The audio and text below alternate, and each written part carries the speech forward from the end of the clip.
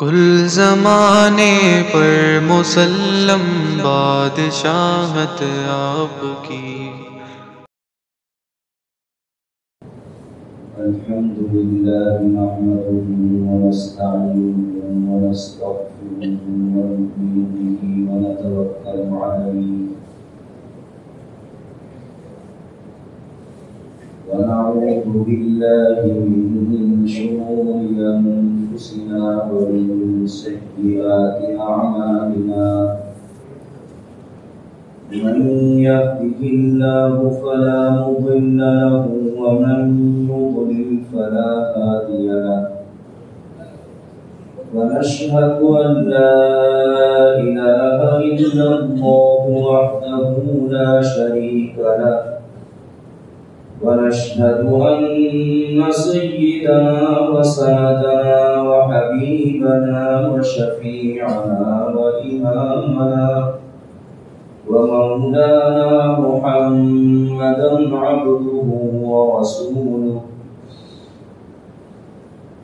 صلى الله تبارك وتعالى عليه وعلى آله وأصحابه وأزواجه وذرياته وبارك وسلم تسليما كثيرا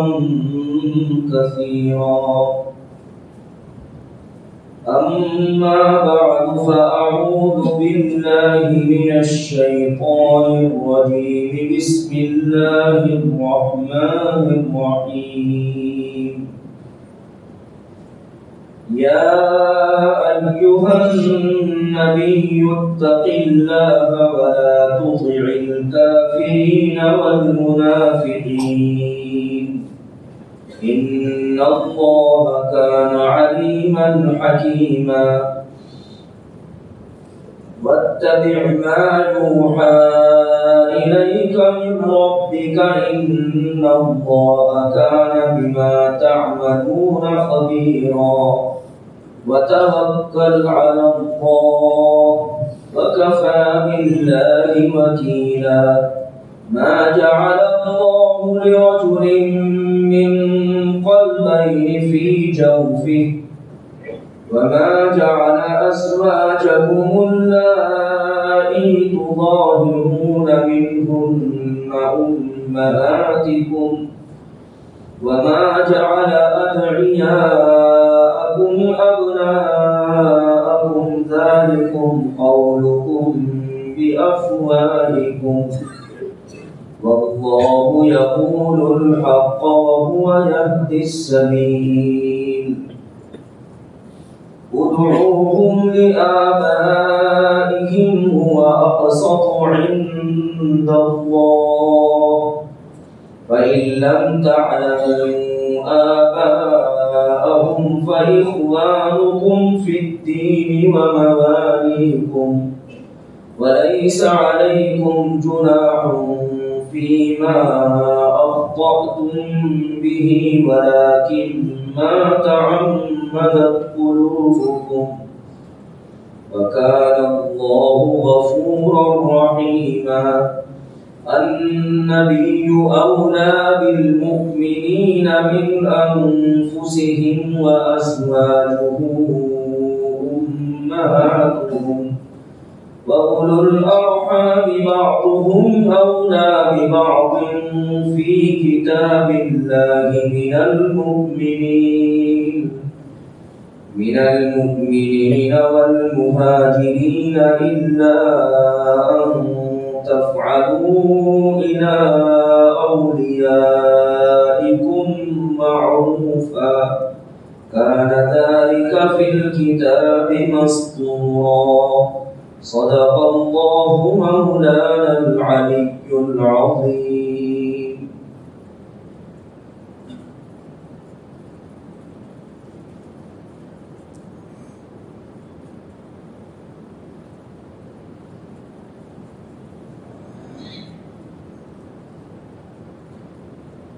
ये सूरत जिसकी चंद आयतें अभी आप हज़रात के सामने पढ़ी गई हैं,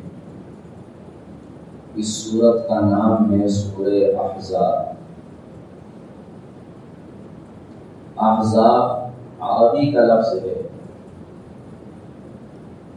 اس کی جو جمع ہے حزب کی، اردو میں عربی میں اس جمع کا واحد آتا ہے حزب۔ حزب کے معنی آتے ہیں جماعت کے، گروہ کے۔ احزاب کے معنی آ گئے بہت ساری جماعتیں، بہت سارے گروہ، یہ معنی ہے۔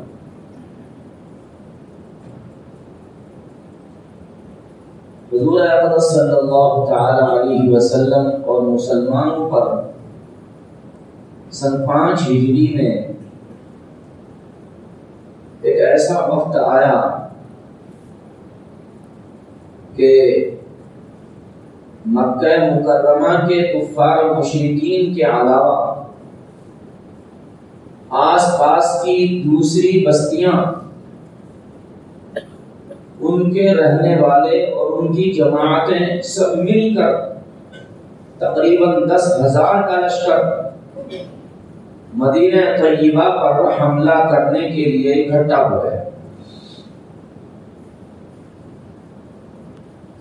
یہی وہ غزوہ ہے، غزوہ احزاب، جس کو خندق بھی کہا جاتا ہے، اور مدینے کے ارد گرد ایک مقررہ جگہ سے دوسری مقررہ جگہ تک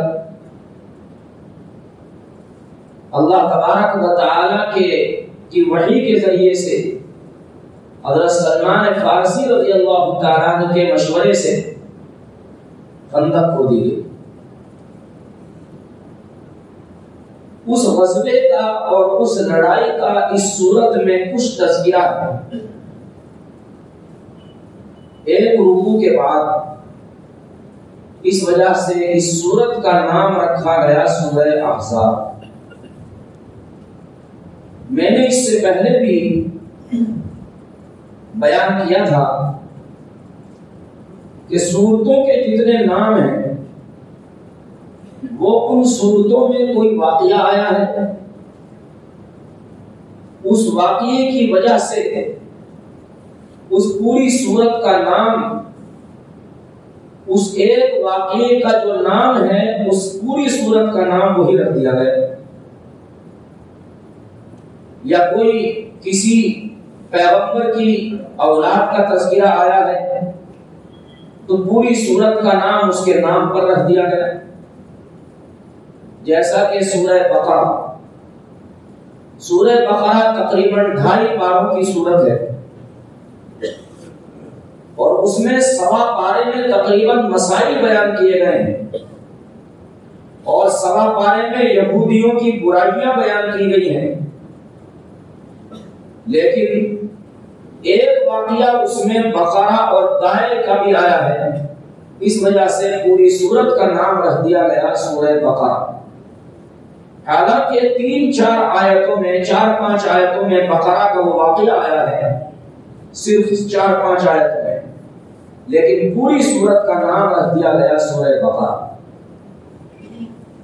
اس کے بعد کی سورت ہے سورہ آل عمران۔ آل عمران کے معنی آتے ہیں حضرت عمران کی اولاد۔ حضرت عمران حضرت مریم کے والد ہیں، جو مسجد اقصی کے امام تھے، کیونکہ ان کی اولاد میں نہایت پاک باز خاتون حضرت مریم ہوئی، اور پھر ان کے بطن سے بغیر باپ کے حضرت عیسیٰ علیہ السلام پیدا ہوئے۔ اور سورہ آل عمران میں 2-3 رکوع میں حضرت مریم کا اور حضرت عیسیٰ علیہ السلام کا تذکرہ ہے، اس لیے پوری سورت کا نام رکھ دیا گیا سورہ آل عمران۔ اسی طرح سے اکثر سورتوں کے نام رکھے گئے۔ اس سورت میں چونکہ غزوہ خندق کا تذکرہ ہے، جس کو احزاب بھی کہا جاتا ہے، اس وجہ سے پوری سورت کا نام رکھ دیا گیا سورہ احزاب۔ یہ مدینہ منورہ میں نازل ہوئی سورت، یعنی ہجرت کے بعد نازل ہوئی۔ اس میں 73 آیتیں ہیں اور 9 رکوع ہیں۔ اس سورت کے شان نزول کے تعلق سے مفسرین نے کئی واقعے بیان کیے ہیں. ایک واقعہ یہ بیان کیا گیا ہے کہ مدینہ منورہ میں جو چند قبیلے یہودیوں کے آباد تھے، بنو نذیر، بنو قینقاع، بنو قریظہ، یہ قبیلے، ان کے کچھ افراد نبی کریم علیہ الصلوۃ والسلام کے پاس آئے اور ظاہر میں اسلام قبول کر لیا. یعنی منافق تھے وہ، اندر کفر تھا لیکن ظاہر انہوں نے اسلام کیا اور نبی کریم علیہ الصلوۃ والسلام کے اوپر بظاہر آپ کے ہاتھ پر اسلام قبول کر لیا. حضور اکرم صلی اللہ تعالی علیہ وسلم نے ان چند لوگوں کے ظاہر میں اسلام قبول کرنے کو غنیمت سمجھا اور یہ سوچا کہ ان کے اسلام لانے سے باقی لوگوں کے اسلام میں آنے کی امید ہے.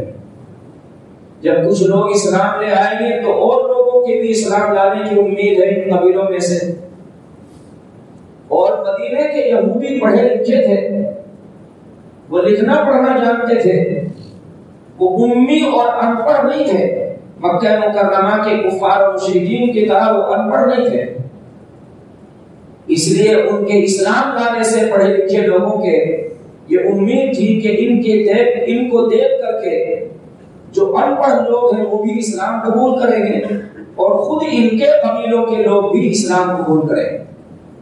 اس لیے حضور اکرم صلی اللہ تعالی علیہ وسلم ان کے ساتھ خوش اخلاقی کا معاملہ فرماتے، مدارات کا معاملہ فرماتے، اچھے اخلاق سے پیش آتے، نرمی کے ساتھ ان کے ساتھ معاملہ فرماتے، اور اگر کوئی کام ان کا غلط بھی تھوڑا بہت سامنے آتا تو آپ ان کو برداشت فرماتے، صرف اس لیے تاکہ دوسرے لوگ ان کے دیکھا دیکھی اسلام لے آئے.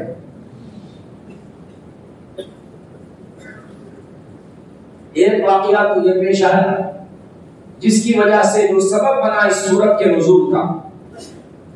دوسرا واقعہ یہ بیان کیا گیا ہے کہ ایک مرتبہ بعض کفار و مشرکین، بعض سردار حضور اکرم علیہ الصلوۃ والسلام کی خدمت میں حاضر ہوئے اور آ کر کے عرض کیا کہ ہم قریش کے مالوں میں سے آدھے مال آپ کو دے دیتے ہیں، آپ ہمارے معبودوں کو برا بھلا نہ کریں اور ہمارا اور آپ کا جھگڑا ختم ہو جائے گا.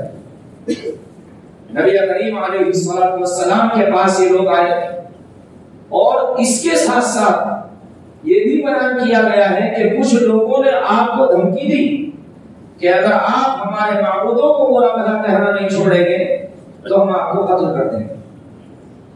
نبی کریم صلی اللہ تعالی علیہ وسلم کے پاس یہ لوگ آئے، صحابہ کرام نے ان کو پکڑنا چاہا لیکن یہ صلح حدیبیہ کا زمانہ تھا.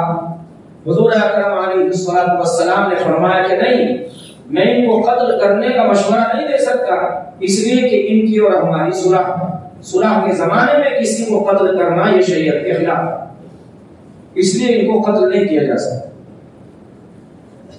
یہاں پر جو بعض صحابہ کرام نے قتل کرنے کا ارادہ کیا صلح کے خلاف اور نبی کریم علیہ الصلوۃ والسلام کو جو انہوں نے پیشکش کی قریش مکہ کے آدھے مال لینے کی، اللہ تبارک و تعالی نے اسی سلسلے میں پہلی آیت نازل فرمائی، یا ایھا النبی اتق اللہ ولا تطع الکافرین والمنافقین ان اللہ کان علیما حکیما. اے پیغمبر، اے نبی، اس صورت میں ایک خاص حکم یہ بھی ہے. پوری صورت میں جیسے سورہ احزاب کا ایک دو رکوع میں تذکرہ ہے، 9 رکوع میں، اس کے علاوہ اس صورت میں خاص طور پر جگہ جگہ اس چیز کا بھی بیان ہے، نبی کریم علیہ الصلوۃ والسلام کی تعظیم، آپ کا احترام اور آپ کے حقوق کا بھی اس صورت میں چند جگہوں پر بیان ہے.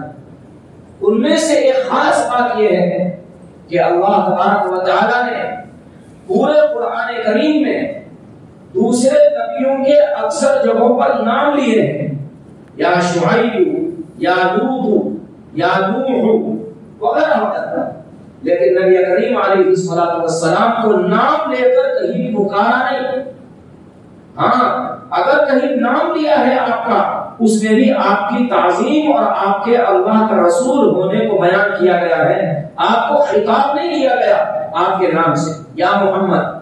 ہاں البتہ آپ کے واجب التعظیم ہونے اور اللہ کے رسول ہونے کو بیان کیا گیا، محمد الرسول اللہ۔ یا حضرت عیسیٰ علیہ السلام کی پیشین گوئی کا تذکرہ آیا، یاتی من بعد اسمہ احمد، میرے بعد ایک پیغمبر آئیں گے جن کا نام احمد ہوگا۔ تو وہاں آپ کا نام لیا گیا، مگر وہ حضرت عیسیٰ علیہ السلام کی پیشین گوئی کے ضمن میں نام آیا۔ اللہ نے آپ کو نام لے کر خطاب کیا ہو ایسا نہیں، ایسا قرآن کریم میں ایک جگہ بھی نہیں ہے۔ کہیں آپ کو یا ایھا الرسول کہا گیا، کہیں یا ایھا النبی کہا گیا۔ اسی طرح کے خطاب سے اللہ تبارک و تعالیٰ نے آپ کو مخاطب فرمایا ہے۔ یہ بھی اشارہ ہے اس بات کی طرف کہ اللہ تبارک و تعالیٰ کے نزدیک آپ نہایت قابل احترام اور نہایت آپ عظمت والے ہیں۔ اس لیے اللہ تبارک و تعالیٰ نے آپ کا نام لے کر خطاب نہیں فرمایا دوسرے پیغمبروں کی طرح سے، بلکہ آپ کو یا ایھا النبی یا ایھا الرسول کہہ کر خطاب فرمایا۔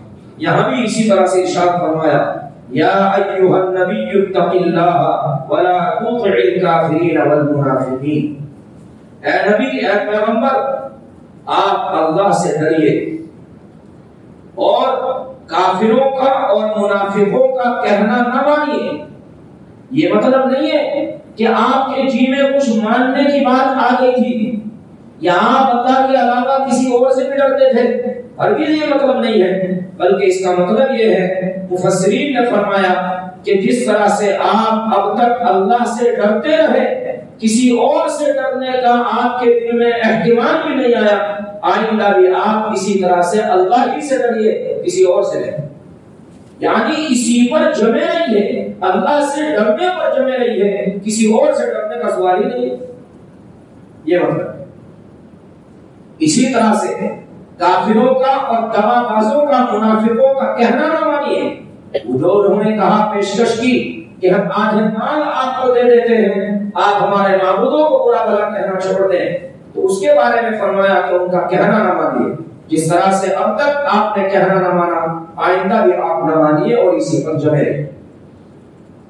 ان اللہ کان علیما حکیما، بے شک اللہ تبارک و تعالی بہت زیادہ علم والا اور بڑی حکمتوں والا۔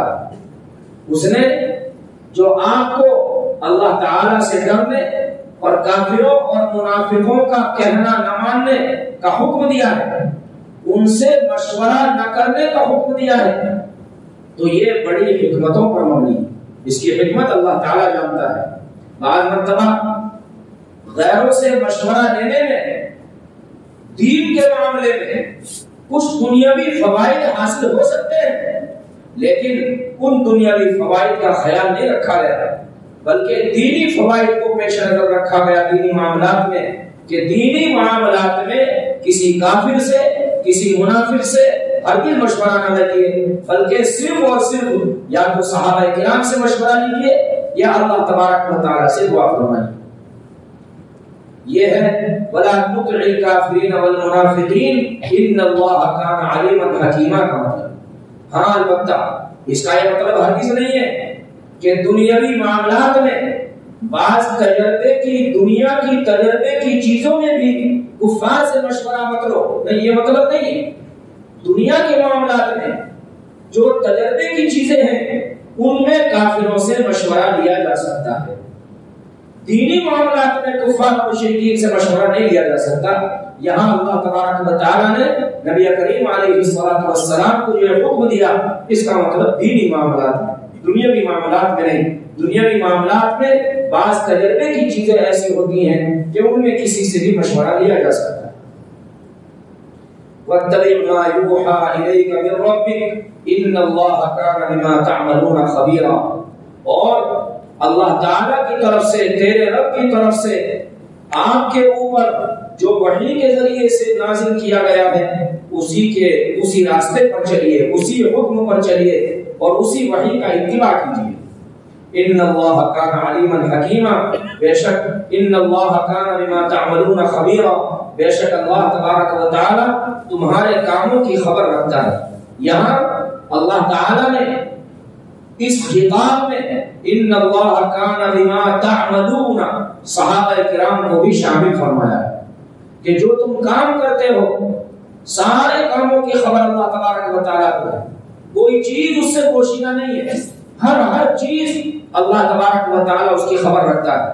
بزرگوں نے بڑا اچھا مقولہ کہا ہے کہ کالی رات میں کالی چیونٹی کالے پتھر پر بھی چلتی ہے، ہر چیز کالی ہے، اندھیری رات ہے بالکل گھٹاٹو، کالا پتھر ہے، کالی چیونٹی ہے، کسی کو نہیں دکھائی دے سکتی وہ چیونٹی، مگر اللہ اس کو بھی دیکھتا ہے۔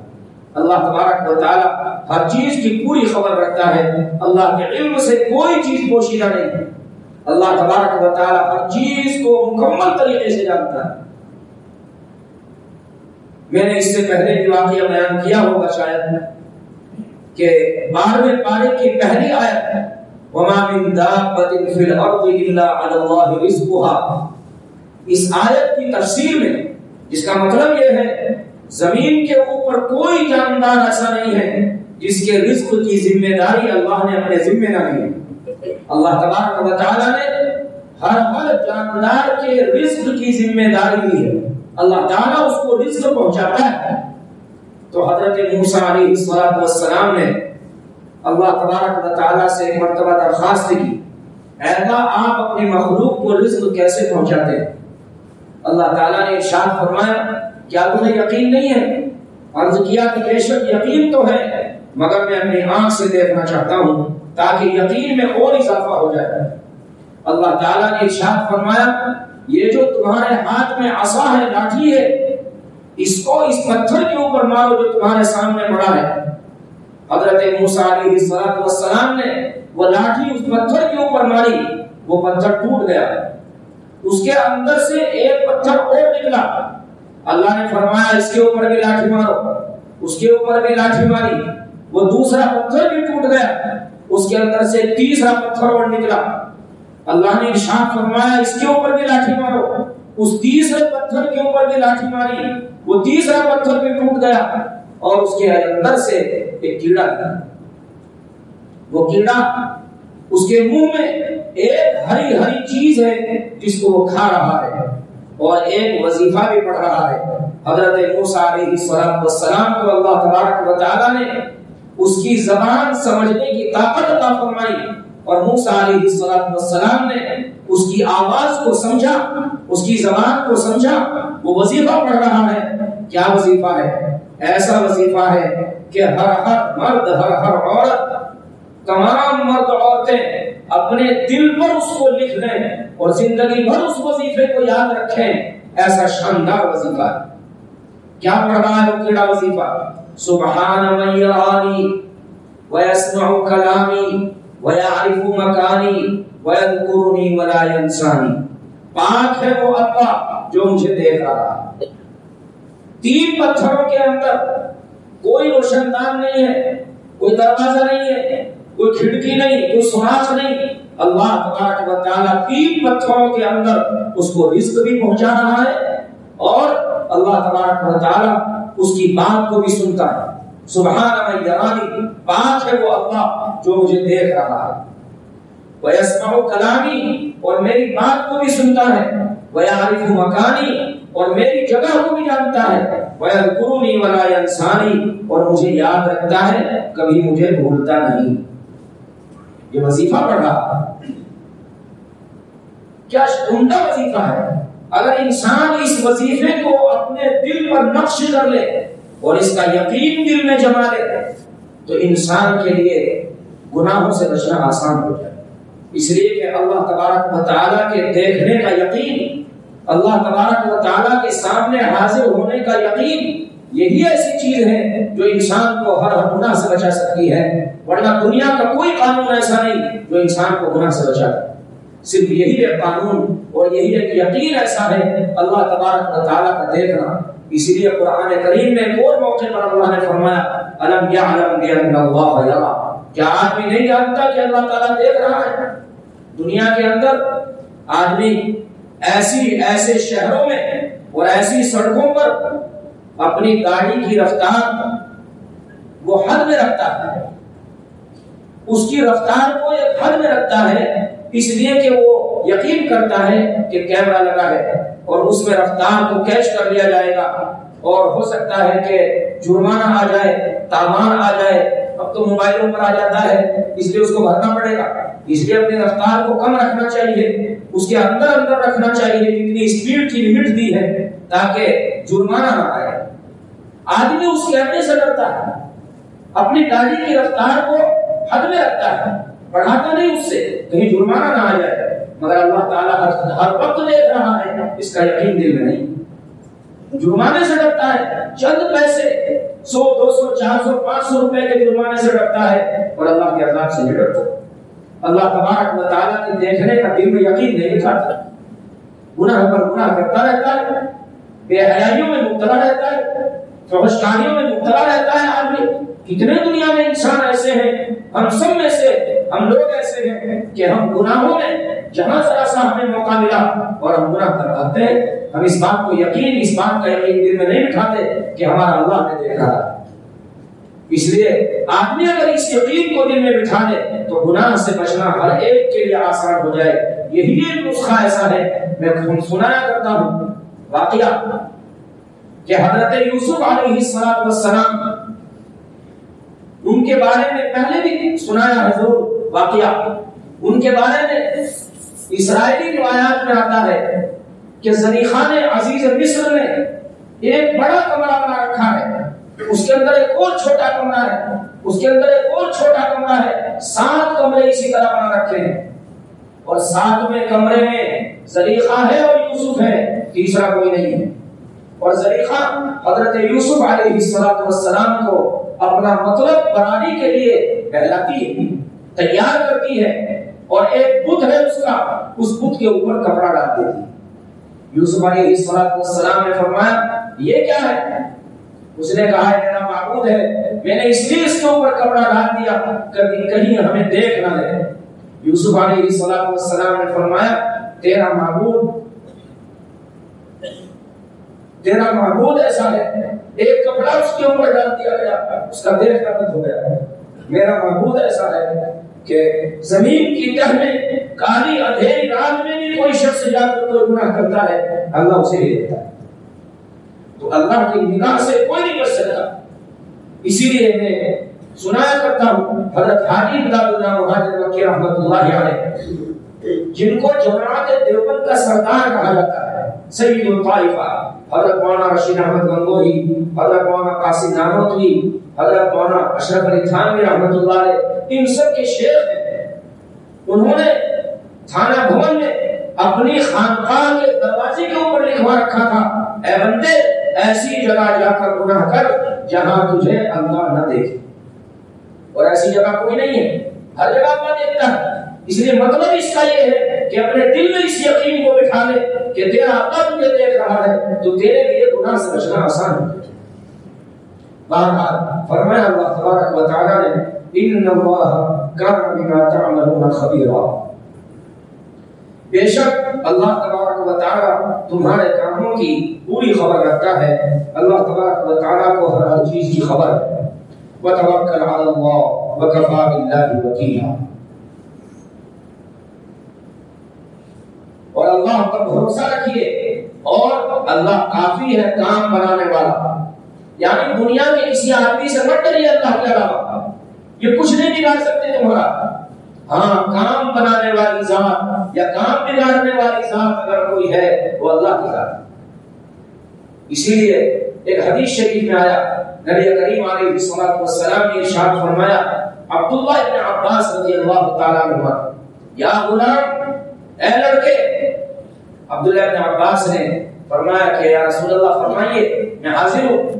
آپ نے ارشاد فرمایا، ایک لمبی حدیث ہے، اس کا 1-2 ٹکڑے ہیں حدیث شریف کے، وَاعْلَمْ أَنَّ الْأُمَّةَ لَمْ اجْتَمَعَتْ عَلَىٰ أَن يَنفَعُوكَ بِشَيْءٍ لَمْ يَنفَعُوكَ إِلَّا بِشَيْءٍ قَدْ كَتَبَهُ اللَّهُ لَكَ، وَإِنَّ لو اجتمعت على ان يضروك بشيء لم يضروك الا بشيء قد كتبه الله لك او كما قال عليه الصلاه والسلام.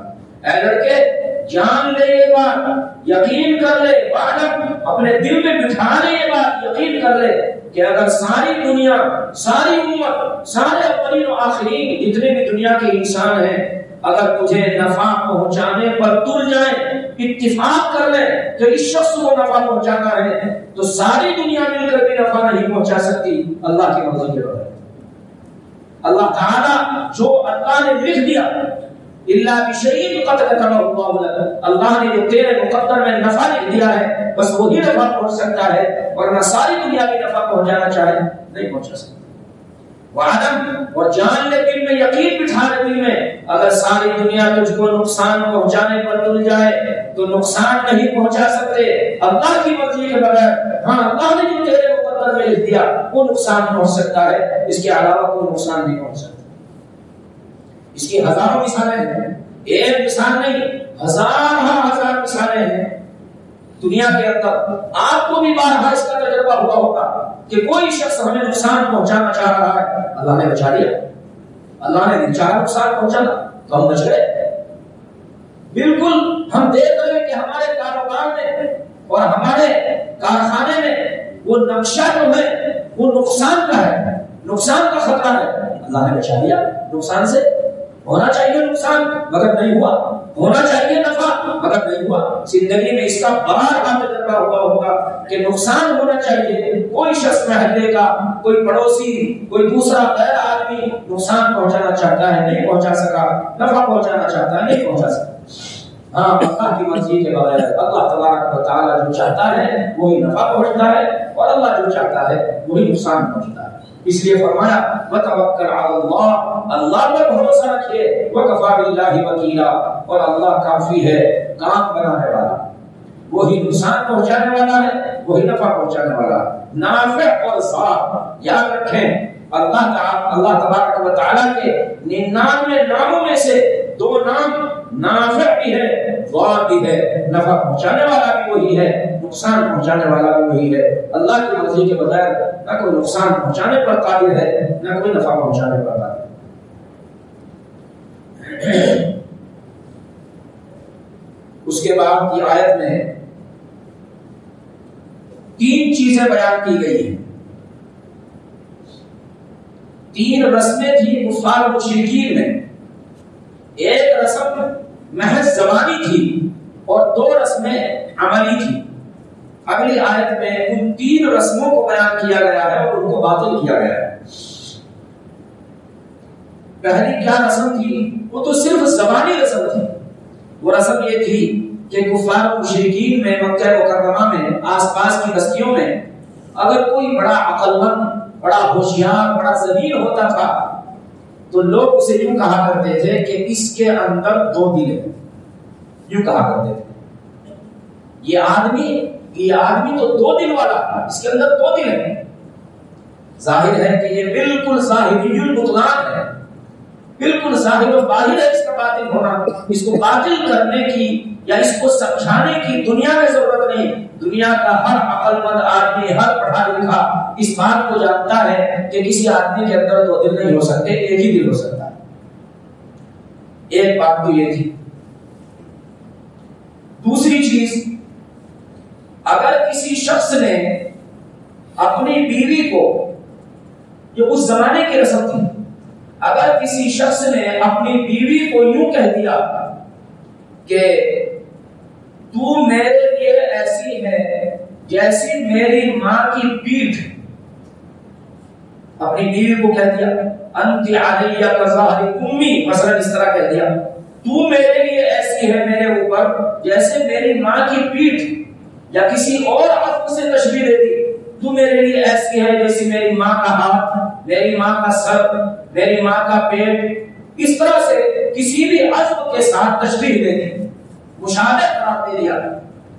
تو اگر کسی شخص نے اس طرح سے کہہ دیا تو کفار مشرکین یوں سمجھتے تھے کہ جس طرح سے ماں ہمیشہ کے لیے آدمی کے اوپر حرام ہوتی ہے، اس سے نکاح نہیں ہو سکتا، اگر کسی نے اپنی بیوی کو یہ جملہ بول دیا وہ بیوی بھی اس کے اوپر ہمیشہ کے لیے ماں کی طرح حرام ہو جاتی ہے۔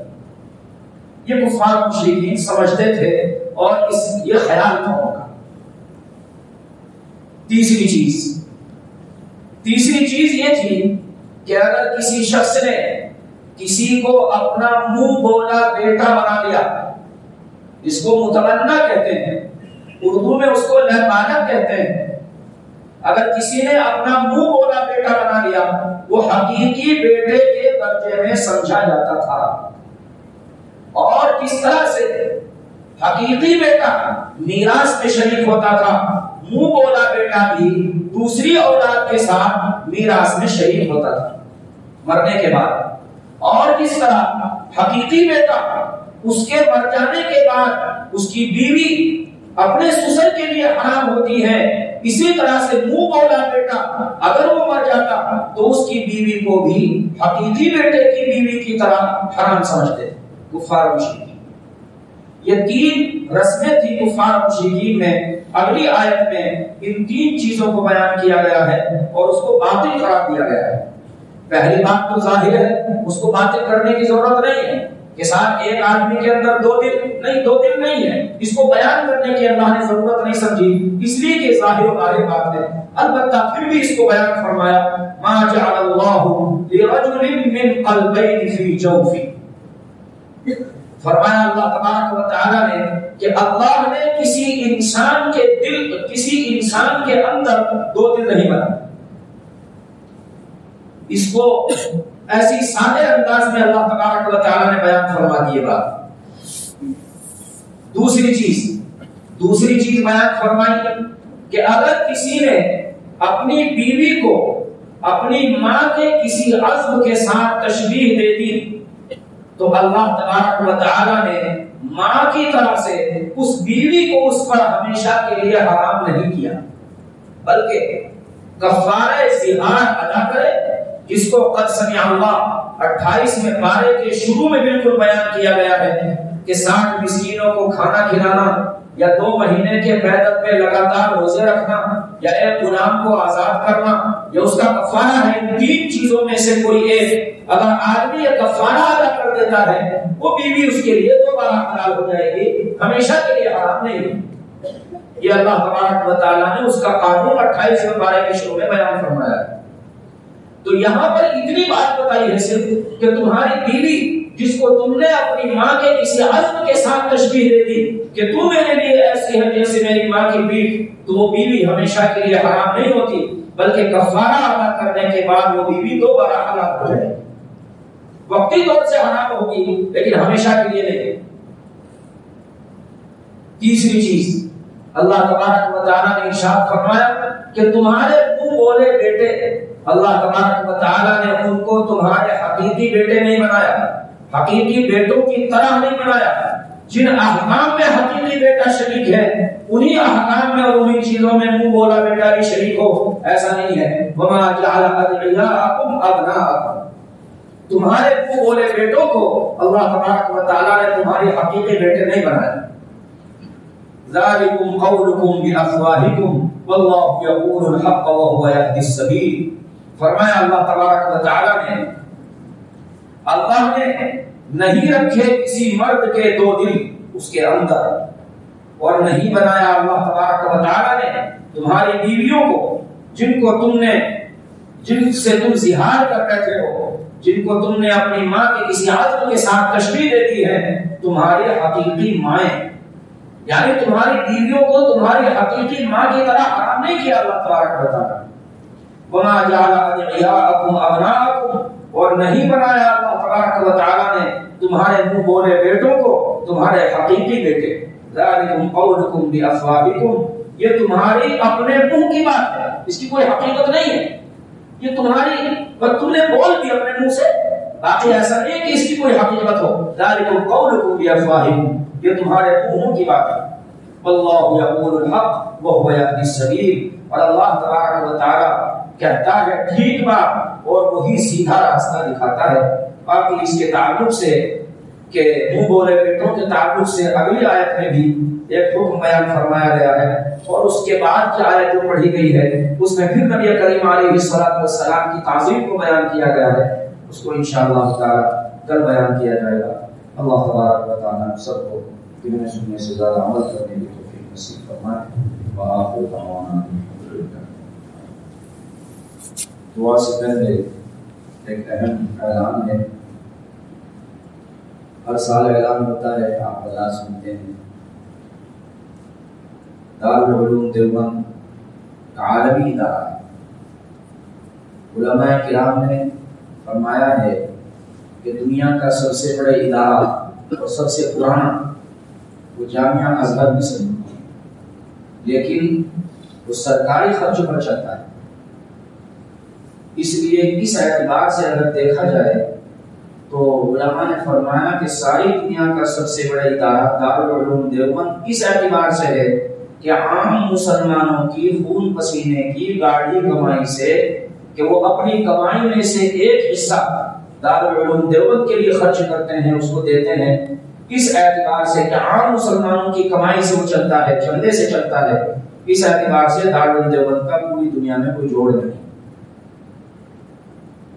دوسرے اس اعتبار سے بھی کوئی جوڑ نہیں کہ دارالعلوم دیوبند آج تک اپنی سادگی، اپنی وہی پرانی روش، مجھے یاد آیا ملک شام سے، حلب سے ایک بڑے عالم تھے شیخ عبد الفتاح ابو بکتا، بڑے بزرگ آدمی تھے، بڑے اللہ والے تھے۔ وہ دارالعلوم ندوۃ العلماء آئے تو انہوں نے دارالعلوم دیوبند کو دیکھنے کی خواہش لائی تھی۔ وہ دارالعلوم دیوبند تشریف لائے اور انہوں نے کہا دارالعلوم دیوبند آ کر اگر میں دارالعلوم کو دیکھے بغیر چلا جاتا تو میرے دل میں ایک گویا افسوس رہ جاتا کہ میں نے ایسا ادارہ جہاں کے پڑھنے والے اور پڑھانے والے اسی سادگی کے ساتھ بوریوں پر بیٹھ کر قرآن حدیث کی تعلیم دیتے ہیں، اس کو دیکھے بغیر میں چلا گیا، مجھے افسوس رہ گیا۔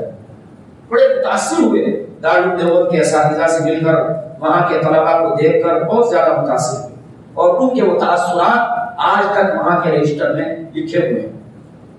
کہنے کا مقصد یہ ہے کہ دارالعلوم دیوبند اس اعتبار سے بھی منفرد ہے کہ عام مسلمانوں کے چندے سے وہ چلتا ہے، اس اعتبار سے بھی منفرد ہے کہ وہاں کے پڑھنے پڑھانے والے آج تک اسی پرانی روش پر بوریوں پر بیٹھ کر، چٹائیوں پر بیٹھ کر کے تعلیم دیتے ہیں اور تعلیم حاصل کرتے ہیں، اور اس اعتبار سے بھی منفرد ہے کہ دنیا میں شاید کوئی جگہ ایسی نہ ہو جہاں پر دارالعلوم دیوبند کے پڑھے لکھے دینی خدمات انجام نہ دے رہے ہیں۔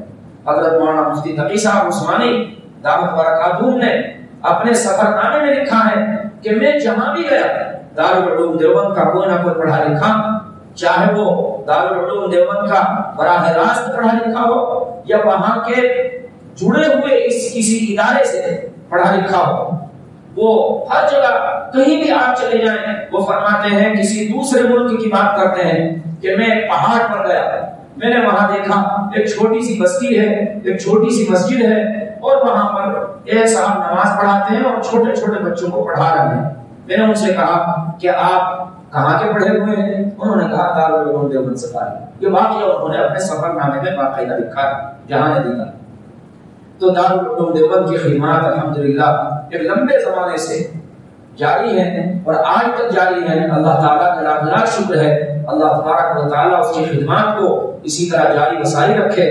آپ حضرات اس کا تعاون ہر دفعہ فرماتے ہیں، اس دفعہ بھی یہاں دارالعلوم دیوبند کے سفیر تشریف لائے ہوئے ہیں مولانا محمد ابراہیم صاحب۔ دارالعلوم دیوبند کا بجٹ اس مرتبہ کا 38 کروڑ کا، تو آپ حضرات اس میں زیادہ سے زیادہ حصہ لیں۔ آپ حضرات میں کہا کرتا ہوں کہ بہت خوش نصیبی کی بات ہے کہ ہمارا پیسہ قرآن و حدیث کی تعلیم کے لیے خرچ ہو رہا ہے، اس سے بڑی خوش نصیبی کیا ہو سکتی ہے؟ ہم کو تو کہیں مشہور ہے، ہمارے دوست کہا کرتے ہیں کہ پیسے کی عادت ہے خرچ ہونا، پیسے کی عادت ہے جانا، اگر اچھی جگہ نہیں جائے گا بری جگہ جائے گا، وہ تو جانا ہی جانا ہے اس کو۔ اس لیے ہم اپنے پیسے کو اچھی جگہ خرچ کریں اور اچھی جگہ اپنے رشتہ داروں پر، غریبوں پر، مسکینوں یتیموں پر، بیواؤں پر، ایسے لوگوں پر خرچ کریں اور قرآن و حدیث کی تعلیم کے لیے خرچ کریں۔ تو ہماری یہ بڑی خوش نصیبی کی بات ہے کہ ہمارے درمیان مانگنے والے آتے ہیں ہر روز کہیں نہ کہیں کا اعلان ہوتا ہے، کبھی مغرب میں ہوتا ہے، کبھی عشاء میں ہوتا ہے، کبھی جمعے میں ہوتا ہے، کبھی ظہر میں ہوتا ہے۔ آپ حضرات اس میں بڑھ چڑھ کر آپ کو حصہ لینا چاہیے۔ یہ اپنے لیے نہیں آ رہے ہیں، قرآن و حدیث کی تعلیم کے لیے آ رہے ہیں۔ سارے سال پڑھاتے ہیں، رمضان میں نکل جاتے ہیں اور رمضان میں آپ حضرات سے مانگتے ہیں۔ میں نے اس سے پہلے بھی آپ حضرات کو بات سنائی ہے کہ امام بخاری رحمۃ اللہ علیہ نے بخاری شریف میں ایک حدیث شریف نقل کی ہے کہ ایک زمانہ آئے گا کہ ایک شخص اپنے صدقات کو، اپنی زکات کو، اپنی خیرات کو لے کر نکلے گا اور وہ کہے گا کہ بھائی میرا صدقہ ہے قبول کر لو، میری یہ زکات ہے قبول کر لو۔ وہ کہے گا کہ نہیں، کل اگر لے کر آتا تو میں لے لیتا، آج تو مجھے ضرورت نہیں۔ دوسرے کے پاس جائے گا وہ بھی ایسے ہی کہے گا، تیسرے کے پاس جائے گا وہ بھی ایسے ہی کہے گا۔ شام کو اپنا صدقہ لے کر اپنے گھر آ جائے گا، کوئی قبول کرنے والا نہیں ملے گا۔ امام بخاری رحمۃ اللہ علیہ فرماتے ہیں کہ اس وقت کے آنے سے پہلے پہلے خرچ کر لو، ورنہ یہ وقت آئے گا دے لیے پھریں گے، کوئی لینے والا نہیں ملے گا۔ اس لیے میرے بھائی اور بزرگوں، میں اس کے ساتھ ساتھ یہ بھی کہا کرتا ہوں کہ ابھی تو اللہ کا شکر ہے آپ حضرات کے درمیان آتے ہیں، آپ کا دروازہ کھٹکھٹاتے ہیں، آپ کے درمیان اعلان کرتے ہیں بھائی ہم مدرسے سے آئے ہیں، دے دو چندہ۔ تو ابھی تو اللہ کا شکر ہے آپ کو کھٹکھٹانے والے اور آپ کو جو ہے وہ اعلان کرنے والے آپ کے درمیان موجود ہیں۔ آپ محبت سے پیش کیجیے، جو بھی اعلان کرنے والا آئے پورے مہینے آپ اس کو محبت سے چندہ دیجیے، جتنا بھی آپ کے آپ کی مرضی، مگر دیجیے محبت سے، اور شکر ادا کیجیے کہ ہماری ذمہ داری تھی قرآن و حدیث کی تعلیم کے لیے ہم پہنچاتے رقم، مگر آپ ہمارے درمیان آئے ہیں، آپ کا شکریہ۔ اس لیے آپ جو ہے شکر ادا کر کے ان کو دیجیے، زیادہ سے زیادہ دیجیے، جتنا آپ دیں گے اللہ تعالیٰ اس سے بہت زیادہ دے گا، بڑھا دے گا۔ اللہ کے قبضے قدرت میں ہے سب خزانے، کوئی کسی کے قبضے میں نہیں ہے۔ آپ یہ حاصل کرنا چاہیں کروڑوں روپیہ ہمیں ایک دن میں حاصل ہو جائے، نہیں حاصل کر سکتے، اللہ کی مرضی کے بغیر۔ ایک روپیہ کوئی حاصل نہیں کر سکتا اللہ کی مرضی کے بغیر۔ اس لیے اللہ تعالیٰ جس کو دینا چاہے جتنا چاہے دے دے، نہ دینا چاہے جتنا چاہے نہ دے۔ اس لیے آپ اللہ سے لینے کا طریقہ ایک ہی ہے، آپ زیادہ سے زیادہ راہ خدا میں خرچ کریں، یہی اللہ سے لینے کا طریقہ۔ اس لیے آپ حضرات کے درمیان یہ سفیر پورے مہینے آئیں گے، آپ محبت سے ان کو دیجیے، اور اگر آپ کے دروازے پر بھی کوئی جا رہا ہے اس کو ٹلائیے نہیں، اس کو یہ نہ کیجیے کہ فلاں وقت آئیے فلاں وقت آئیے۔ آپ کے کارخانے میں کوئی جا رہا ہے کہ نہیں آپ شام کو آئیے، آپ فلاں وقت ہے، نہیں بھائی آپ کا شکر ہے آئیے، ہماری ذمہ داری تھی آپ آئیں، آپ کا شکریہ لیجیے، آپ جتنا بھی آپ کو دینا ہے دیجیے، محبت سے دیجیے، شکریہ ادا کر کے۔ آپ کا پیسہ شاندار پیسہ ہے، میں یقین کے ساتھ کہہ رہا ہوں، قرآن میرے سامنے رکھا ہے، شاندار پیسہ ہے جو قرآن و حدیث کی تعلیم کے لیے خرچ ہوتا ہے۔ خوش نصیبی ہے آپ کی، ہم سب کی خوش نصیبی ہے کہ ہمارا پیسہ اللہ نے اپنے کلام پاک کے لیے قبول کر دیا۔ اس لیے آپ کے یہاں جو مکتب چلتے ہیں، جو مدرسے چلتے ہیں، دور دور سے غریب مدرسے والے آتے ہیں۔ میں ایک واقعہ اور سنا کر آپ کو ختم کر رہا ہوں، لمبی ہو گئی بات۔ ایک ایسے مولانا صاحب کسی مالدار کے پاس گئے اور جا کر کے ان کا دروازہ کھٹکھٹایا، بھائی میں ایک غریب مدرسے سے آیا ہوں، غریب بچے پڑھتے ہیں، میں مدرسے کے لیے چندہ لینے آیا ہوں۔ اس مالدار کو ذرا متکبر ہوگا، اس نے تماشا زور سے ان کو مارا اور یہ کہا کہ لا میں تجھے چندہ دوں۔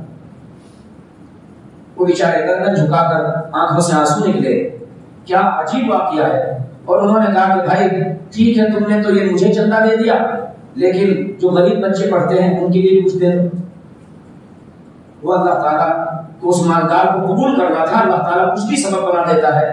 وہ فوراً رونے لگا، گردن جھکائی، شرمندہ ہوا، ان کے پیروں میں پڑ گیا، معافی مانگی اور یہ کہا کہ آج کے بعد آپ میرے یہاں آئیں، میں آپ کو جو ہے خوب، اس نے رقم بتائی کہ میں اتنی ہر سال آپ کو دیا، اور بہرحال وہ دینے لگا۔ اس کے بعد اللہ تعالیٰ کو قبول کرنا تھا، اس لیے اللہ نے یہ سبب بنا دیا اس کی قبولیت کا۔ اس لیے میرے بھائی کو یہ علماء یا حفاظ یا قراء سارے سال پڑھاتے ہیں، رمضان میں نکل جاتے ہیں اور چندہ کرتے ہیں۔ تو آپ حضرات کی خدمت میں آج یہ دارالعلوم دیوبند کے سفیر آئے ہیں جو ام المدارس ہے، تمام مدارس کی ماں اور اصل اور جڑ اور بنیاد ہے، سارے مدرسے گویا اس کے بچے ہیں، اس لیے سب کو دیجیے، دارالعلوم دیوبند کو خوب دیجیے۔ آپ حضرات یہ مولانا ابراہیم صاحب سفیر یہاں پر تشریف لائے ہیں، وہ آپ کو باہر ملیں گے، آپ ان کا خوب تعاون کیجیے۔ اللہ تبارک و تعالیٰ کہنے سننے سے زیادہ عمل کی توفیق نصیب فرمائے۔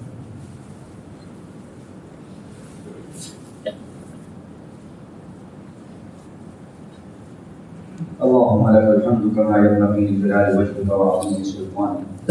اللهم لا نحصي ثناء عليك انت كما اثنيت على نفسك. فلله الحمد رب السماوات ورب الارض وله الكبرياء في السماوات والارض وهو العزيز الحكيم. اللهم صل على سيدنا محمد وعلى ال سيدنا محمد وسلم. اللهم صل على سيدنا محمد وعلى ال سيدنا محمد وسلم.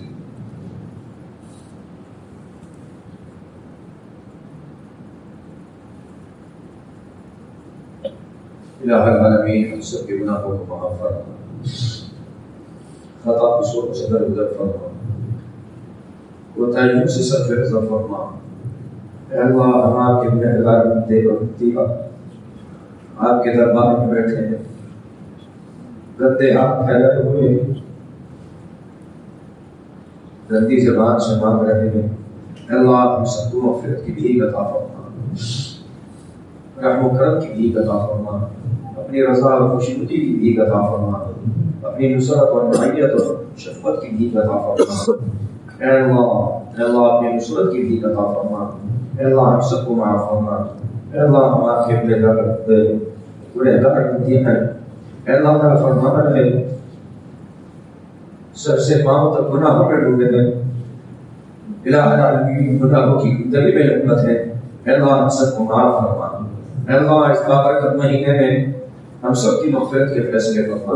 اے اللہ اس مبارک مہینہ آپ نے اپنے فضل سے ایک مرتبہ اور عطا فرمایا، اس کی قدردانی کی توفیق عطا فرما۔ اے اللہ اس کی قدردانی کی توفیق عطا فرما، اعمال صالحہ کی توفیق عطا فرما، گناہوں سے بچنے کی ہم سب کو توفیق نصیب فرما۔ اے اللہ آپ کے فضل کے بغیر کوئی گناہ سے نہیں بچ سکتا۔ الہ العالمین ہم سب کو اپنی فرمانی سے بچا لے۔ اے اللہ ہم برے اعمال سے بچا لے۔ اے اللہ گندے اعمال سے حفاظت فرما، اچھے اخلاق سے ہم سب کو متصف فرما۔ اے اللہ حسد، کینے سے، بغض، نفرت سے، تکبر سے ہم سب کی حفاظت فرما۔ الہ العالمین یہ قرآن کریم کی محفل آپ نے اپنی توفیق سے منعقد کرنے کی اے اللہ آسان فرمایا ہے۔ الہ العالمین اے اللہ اس میں حاضری کی توفیق عطا فرمائی ہے۔ اے اللہ سب کو بے حد قبول فرما۔ اے اللہ سب کو بے حد قبول فرما۔ اے اللہ اس کو ہماری مغفرت کا ذریعہ بنا۔ اے اللہ موت کی سختیوں سے حفاظت کا ذریعہ بنا، قبر کے فتنے سے حفاظت کا ذریعہ بنا۔ الہ العالمین ہم سب کا حساب آسان لکھی ہو گیا۔ اے اللہ سب کے حساب سے ہم سب کی حفاظت فرما۔ اے اللہ ہم سب سے راضی ہو جا۔